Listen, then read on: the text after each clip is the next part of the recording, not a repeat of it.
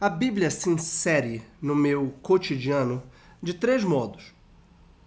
Na minha vida espiritual, na minha vida intelectual e na minha vida profissional, que estão intrinsecamente ligadas. Em primeiro lugar, na minha vida espiritual, eu procuro seguir um plano de vida, um conjunto de atos de piedade que se tornaram um hábito e que eu os renovo todos os dias, normalmente nos mesmos horários, como encontros marcados com nosso Senhor.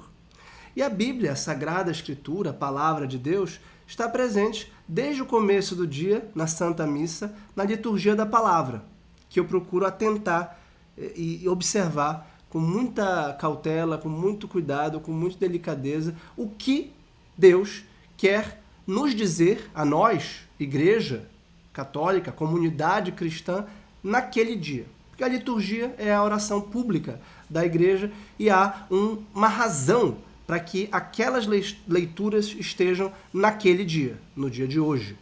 Memória de São Lucas Evangelista, no dia de ontem. Memória de Santo Inácio de Antioquia. Então, não é à toa que se lembram esses santos nestes dias, que são os dias das suas Páscoas, das suas mortes para este mundo e das suas vidas na vida eterna dos céus. E as leituras podem se relacionar, por exemplo, com a vida deles, e a homilia em que o sacerdote os comenta e os relaciona com a vida de Jesus Cristo, que é o modelo e a fonte máxima de toda a experiência cristã, deve fecundar na minha alma. Então a Bíblia começa na missa. Além disso, no meu plano de vida, eu tenho a leitura do Evangelho, né, contando como o Novo Testamento como um todo, incluindo as cartas e o Apocalipse, porque é o principal da revelação, é a parte principal da Bíblia, né?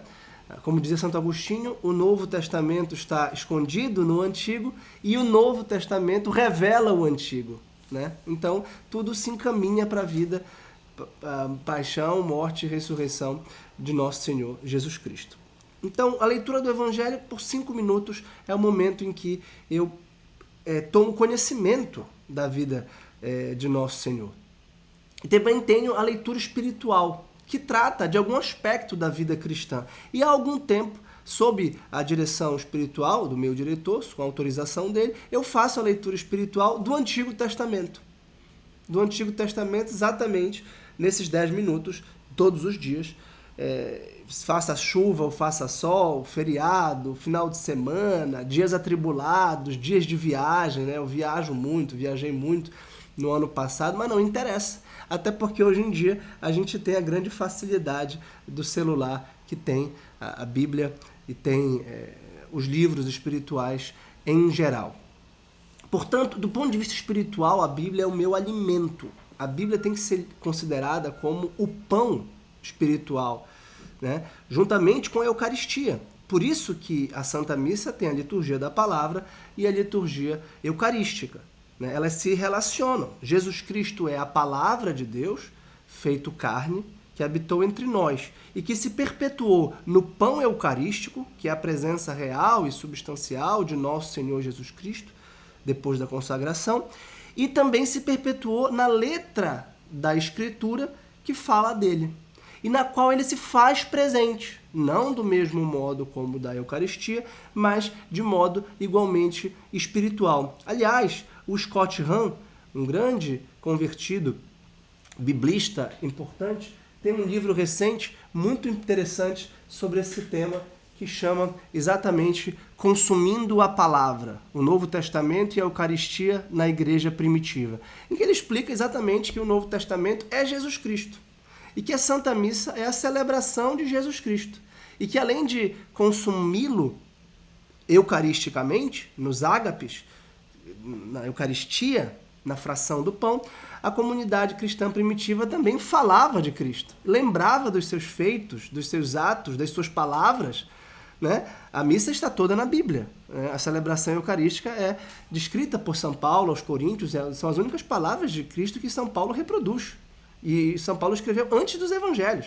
Depois os evangelhos foram escritos para perpetuar essa memória oral, dos apóstolos e permitir com que comunidades distantes de Jerusalém ou das sedes apostólicas principais, como Antioquia, Alexandria ou mesmo Roma, pudessem conhecer a vida de Cristo. Então, ler a vida de Cristo é, obviamente, integrá-lo à nossa inteligência, à nossa imaginação, aos nossos afetos. Por isso, na vida espiritual, a Bíblia é um pão. Nem só de pão vive o homem, mas de toda a palavra que sai da boca de Deus. É como o próprio Cristo resiste à primeira tentação do inimigo, do demônio, no deserto. Quando começa o seu ministério público, ele é levado ao deserto para ser tentado pelo Espírito, para ser tentado pelo demônio, como narra o primeiro evangelho de São Mateus.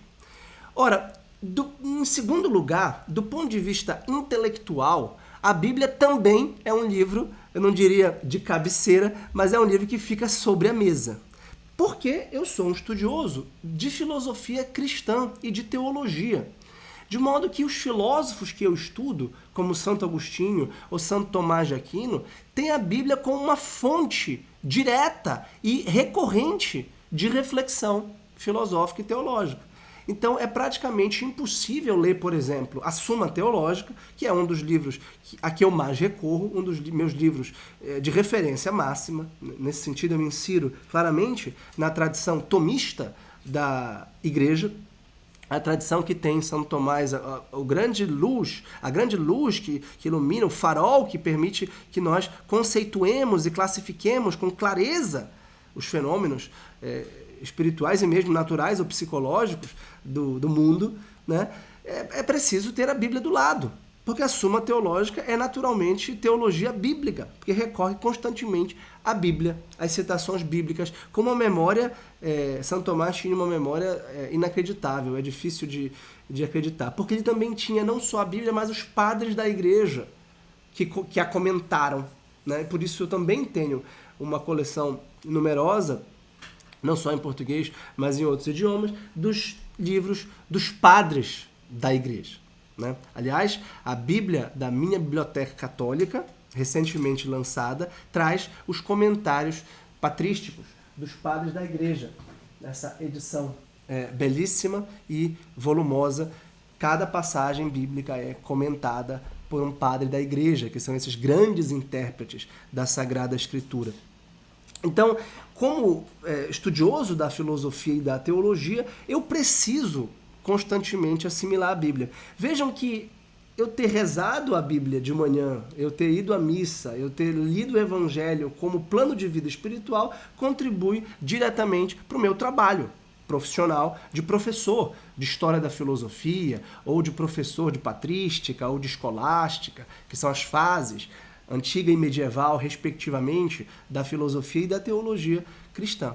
Então a Bíblia também precisa ser recorrida, precisa ser analisada e lida diariamente, eu diria, no meu cotidiano intelectual.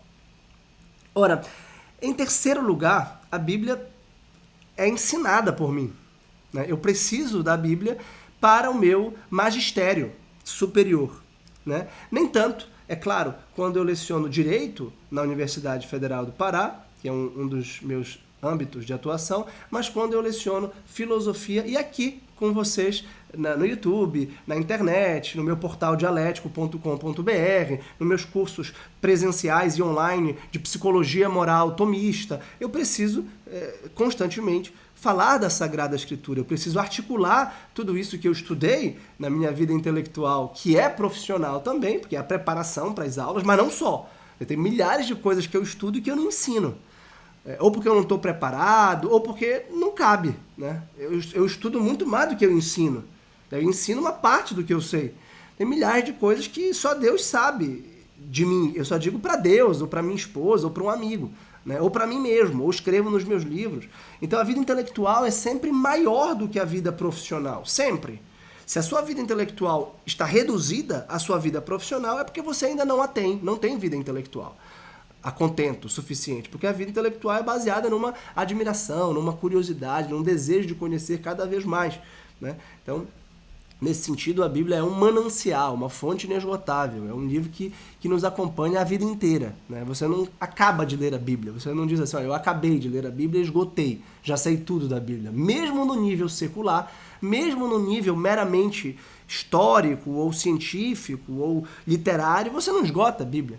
Porque é um conjunto de 73 livros com muitas camadas de significado e com uma história de 3.000 anos, que exige uma recorrente interpretação, reinterpretação e que foi assimilado e recepcionado diferentemente ao longo da história. Então é sempre uma reinterpretação. E por isso também o magistério da igreja nos dá segurança do seu significado.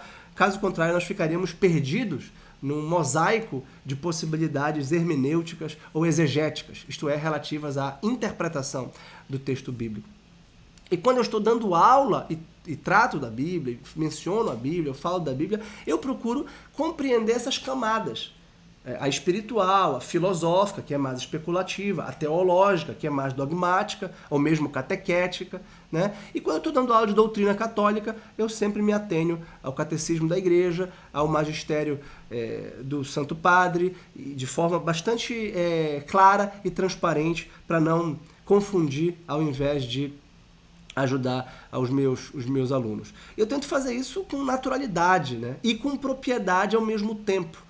Porque é claro que quando a gente fala da palavra de Deus, num ambiente secular, por exemplo, numa universidade secular, num vídeo aqui, é claro que a gente precisa falar com naturalidade, mas sem deixar de registrar que o nosso coração pulsa e aquece quando a gente fala de quem a gente ama, né? Se eu começo a falar dos meus filhos, da minha esposa, da minha avó, dos meus pais, se eu começo que já são os amores da minha vida, mas se eu começo a falar de Nossa Senhora ou de Nosso Senhor, aí sim que eu posso me emocionar ou eu posso me comover. Por isso a devoção precisa ser discreta nesses casos, né?